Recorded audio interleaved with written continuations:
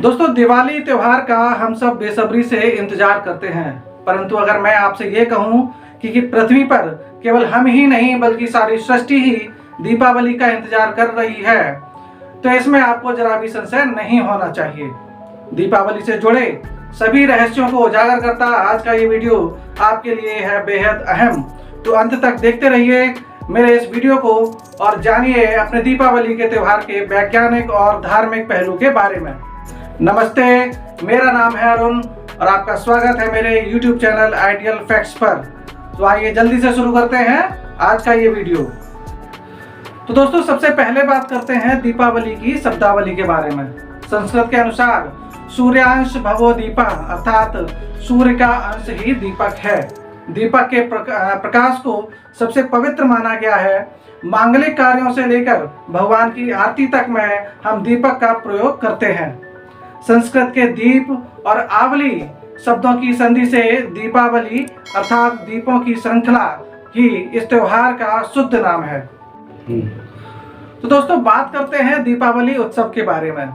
दीपावली 5 दिनों तक चलने वाला उत्सव है। इसे हम एक तरह से त्योहारों का गुच्छा भी कह सकते हैं, जिसमें सबसे पहले दिन धनतेरस, दूसरे दिन नरक चौदस, तीसरे दिन लक्ष्मी पूजा, चौथे दिन गोवर्धन पूजा व 5वें दिन भाई दूज का त्योहार मनाते हैं।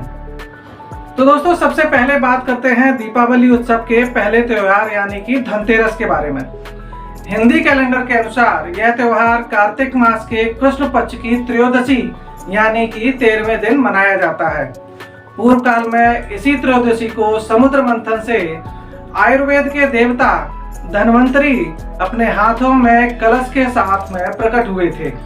तभी से इस त्रयोदशी को आम भाषा में तेरस को धन्वंतरी के नाम से धनतेरस का त्योहार मनाया जाने लगा। मान्यता के अनुसार इस दिन लोग नए बर्तन खरीदकर भगवान धन्वंतरी की पूजा करते हैं और अपने अच्छे स्वास्थ्य के लिए भगवान से प्रार्थना करते हैं। वर्तमान में सारा विश्व धनतेरस को आयुर्वेद दिवस के नाम से भी हम मना रहे हैं। दोस्तों, इसके बाद आता है नरक चौदस त्योहार। भूदेवी के पुत्र नरकासुर ने देवताओं से प्राप्त शक्तियों के बल पर पृथ्वी पर बहुत आतंक फैलाया।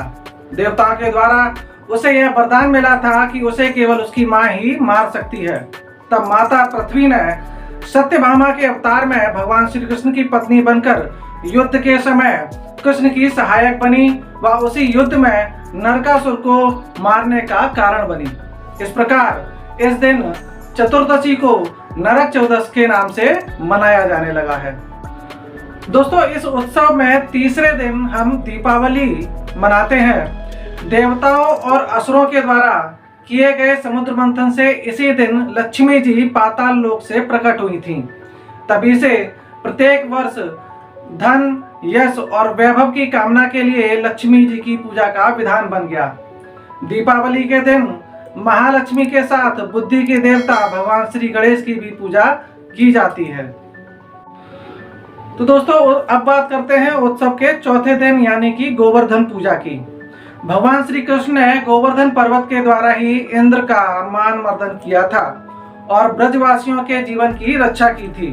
तब से भगवान की आज्ञा के अनुसार ब्रजवासियों ने गोवर्धन पर्वत की पूजा शुरू की थी। जीवन रक्षक के रूप में हम आज भी गाय के गोबर से बने गोवर्धन की पूजा करते आ रहे हैं।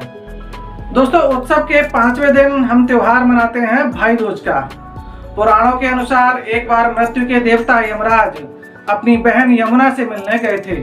उनकी बहन यमुना ने यमराज का बहुत आदर सत्कार किया, जिससे खुश होकर यमराज ने अकाल मृत्यु से बचने के उपाय स्वरूप अपनी बहन यमुना को यह वचन दिया कि जो भाई इस दिन अपनी बहन से मिलने उसके घर जाएगा वह अकाल मृत्यु को प्राप्त नहीं होगा। दोस्तों, दीपावली के उत्सव के दौरान हम दीपोत्सव भी मनाते हैं, यानी कि हमारे प्रभु श्री राम जी का भव्य स्वागत भी करते हैं। दीपावली त्योहार के मूल में अधर्म पर धर्म और सत्य असत्य पर सत्य की विजय की भावना व्याप्त है और इसी मूल भावना के प्रतीक हमारे श्री राम जब लंका पर विजय प्राप्त करके 14 वर्ष बाद अयोध्या से वापस आए थे, तो इस शुभ अवसर पर समस्त अयोध्या वासियों ने श्री राम के स्वागत में नंदीग्राम से लेकर अयोध्या तक सुगंधित फूलों और घी के दीप प्रज्वलित कर मार्ग को सुगंधित व प्रकाशवान बना दिया था। सायंकाल के समय भी अयोध्या सूर्य जैसी जगमगा रही थी।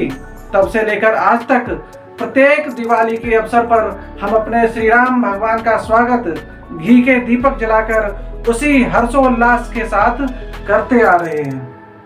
तो दोस्तों, अब बात आती है कि दीपावली के दिन हम श्री राम जी की जगह गणेश जी की पूजा क्यों करते हैं। तो इसके पीछे का कारण यह है कि श्री गणेश जी, जो कि रिद्धि और सिद्धि के स्वामी होने के साथ साथ बुद्धि के देवता भी हैं, सभी देवताओं में अग्रणी पूज्य हैं। पूजा के सर्वप्रथम अधिकारी होने व लक्ष्मी के स्वरूप में धन आने पर आपकी बुद्धि अगर ठीक है तो आप उस धन का सही उपयोग कर पाएं। इस कारण दीपावली के दिन लक्ष्मी जी के साथ में हम श्री गणेश जी की पूजा भी करते हैं। धार्मिक पहलू के बाद में आइए अब आपको बताते हैं दीपावली के वैज्ञानिक पहलू के बारे में। दोस्तों, आपने देखा होगा कि गर्मी के बाद बरसात के मौसम में सबसे अधिक रोग उत्पन्न करने वाले कीटाणु और जीवाणु पैदा होते हैं, जिनसे बहुत सी बीमारियां फैलती हैं।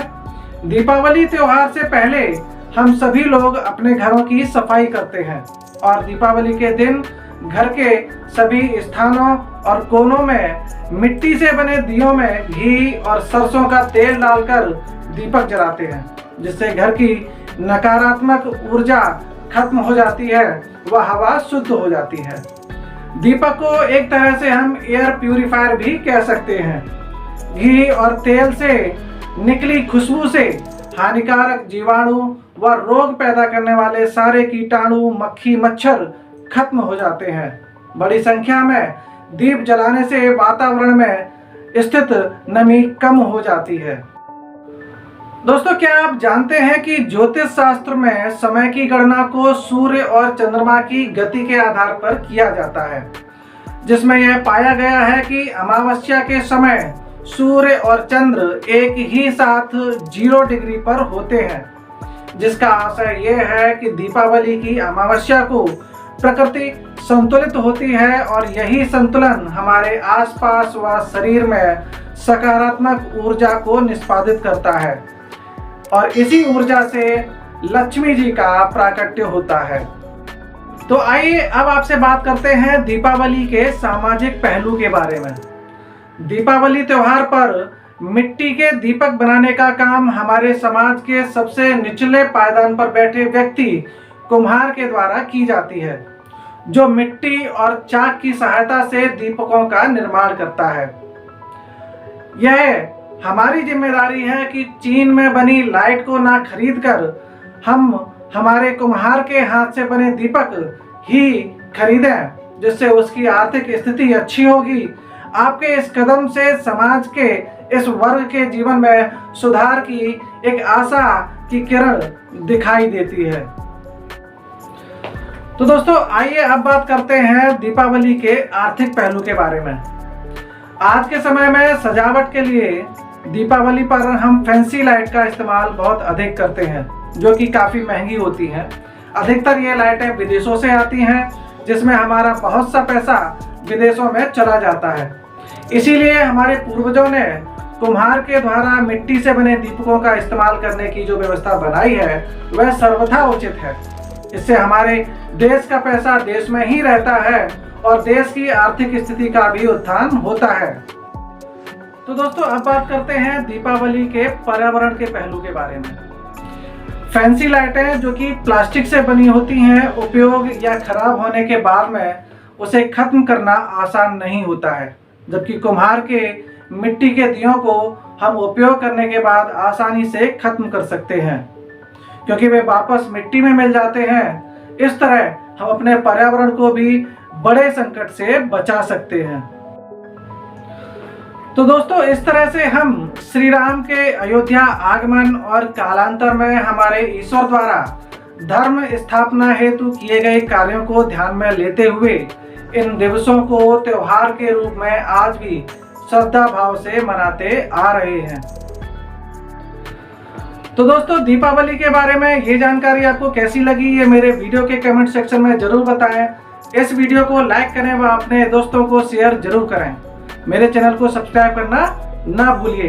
इस वीडियो को देखने के लिए धन्यवाद। जय श्री राम।